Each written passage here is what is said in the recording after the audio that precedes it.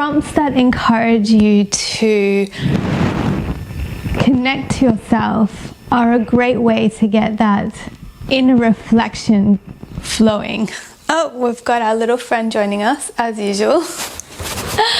And if you remember on day one, in the very beginning, we spoke about reflective writing and how psychologists found that to be a really effective way to process your life and then learn from it and then make better decisions and show up in a different way in the future. It's also a way that we can avoid making the same old mistakes and erase habitual patterns. I'm a little bit nervous about him walking near the vase. Excuse me. I love him.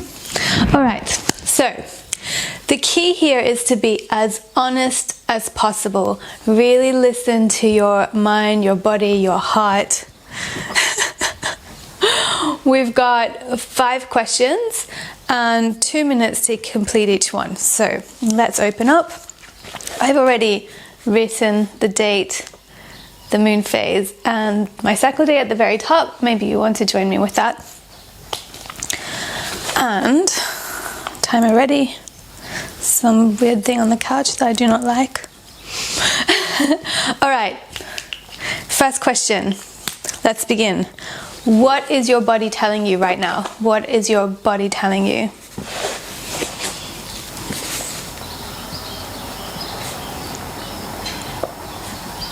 I often like to start the sentence with the answer to the question. So like, my body is telling me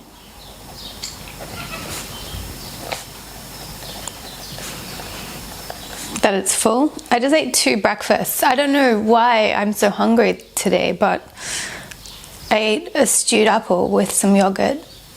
And then like an hour later, I ate rice with eggs and watercress. Very healthy, very delicious. But usually I'm not very hungry in the mornings. So anyway, my body is telling me that.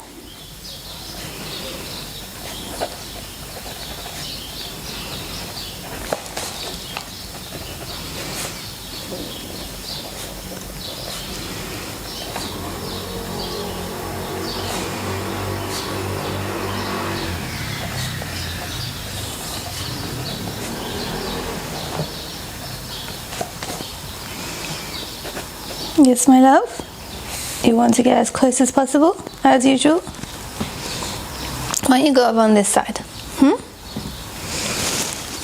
Keep moving. Yeah? Okay. You've got 30 seconds left. Excuse me. No humping the sofa in public. How rude.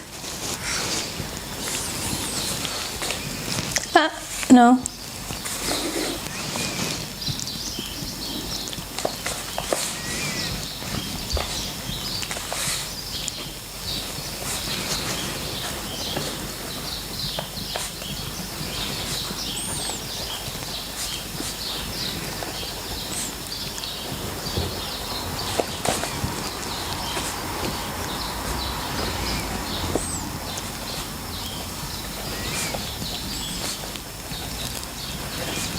Okay, well done. Second question. There's 2 parts to this question. How do you spend your time? And how do you want to spend your time? And what's stopping you from moving from how you spend your time to how you want to spend your time? Let's begin.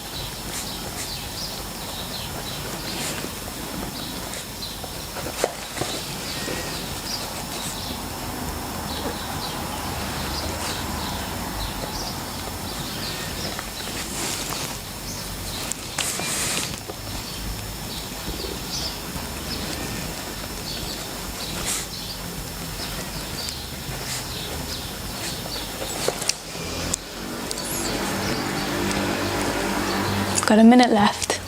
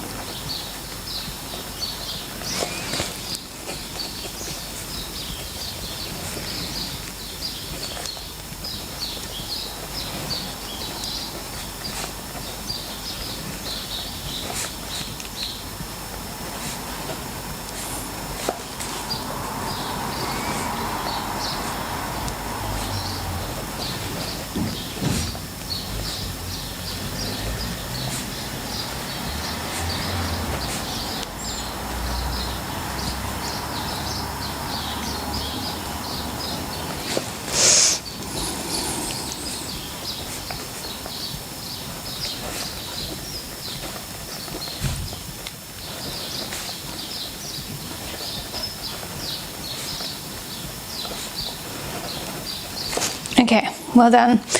I finished my section with how do I make life more important than work? I noticed since we've been in lockdown again, and just in general the last 12 months or so, having less freedom meant that I've been working more because, well, I have time to do it. And it's a great place to channel my time and attention, but I want life, like the pleasure of life and the enjoyment of life, to be a priority over work, because I also don't believe that more time equals more impact or value at all. So that was my thought. Okay. Number 3. What 3 things, let's begin, do you need to let go of for more time, more energy, and more peace? 3 things.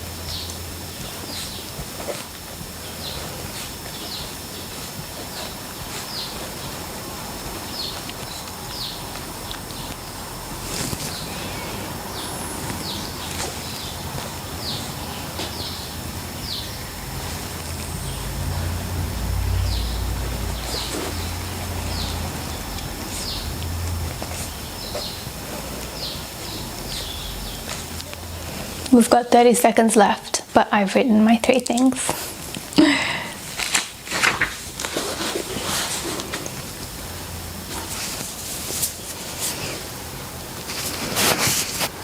Trying to keep my hair out of the mic. It keeps making those rustling noises, which I'm very much trying to avoid. Alright, I hope you found your 3 things.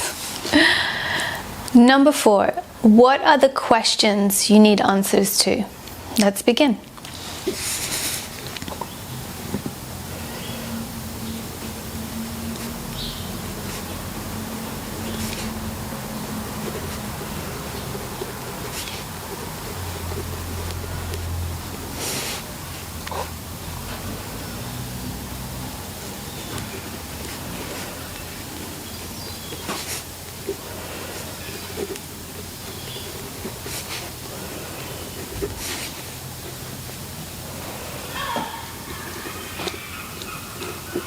Can you hear the seagulls?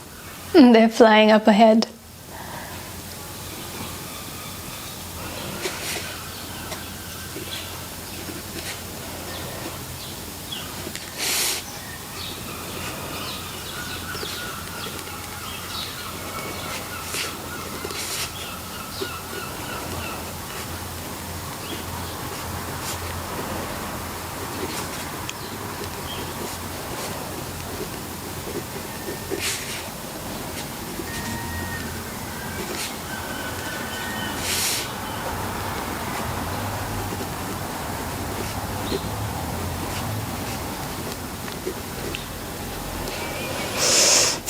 I have a lot of questions that I'm just realizing. We've got 30 seconds left.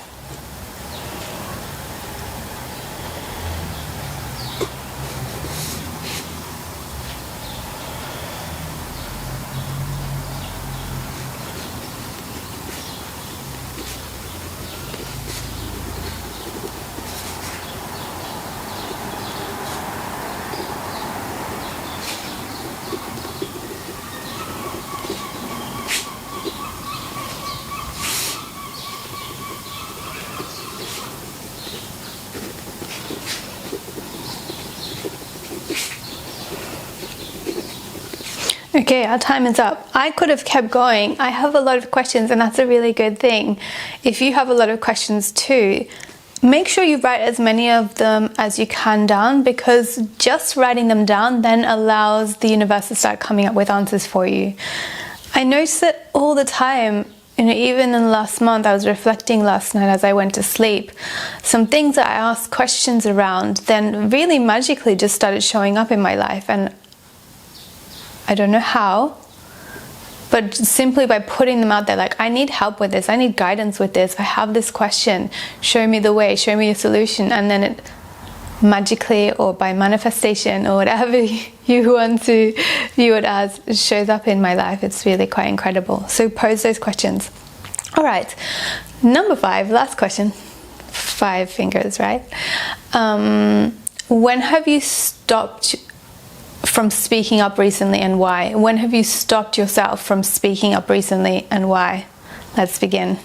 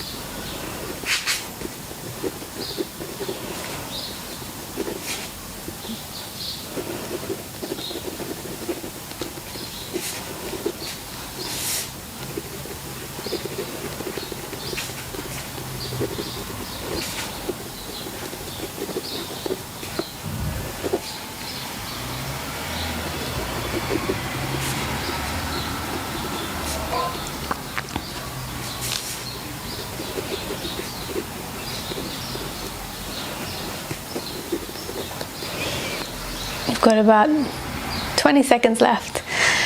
Something that I notice is that I have a tendency to hold back when I feel like the other person doesn't have the capacity to understand or comprehend, or even the desire to have compassion for what I'm experiencing and what I'm going through and how I'm seeing something. Okay, the time is up.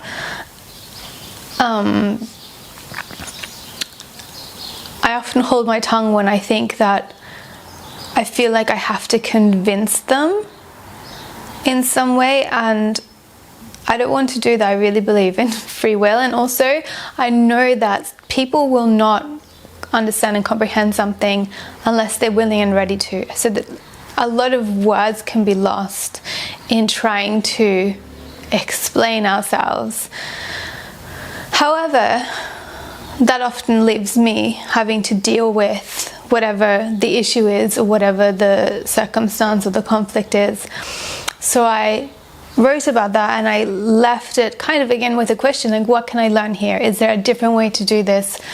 Is there a different approach? Is there something that I need to know or learn to make peace with that or to change, whichever the answer is. Okay, let me leave you with a magical bonus question. Where are you holding yourself back currently? Where are you holding yourself back currently? Go ahead, this is a good one to write.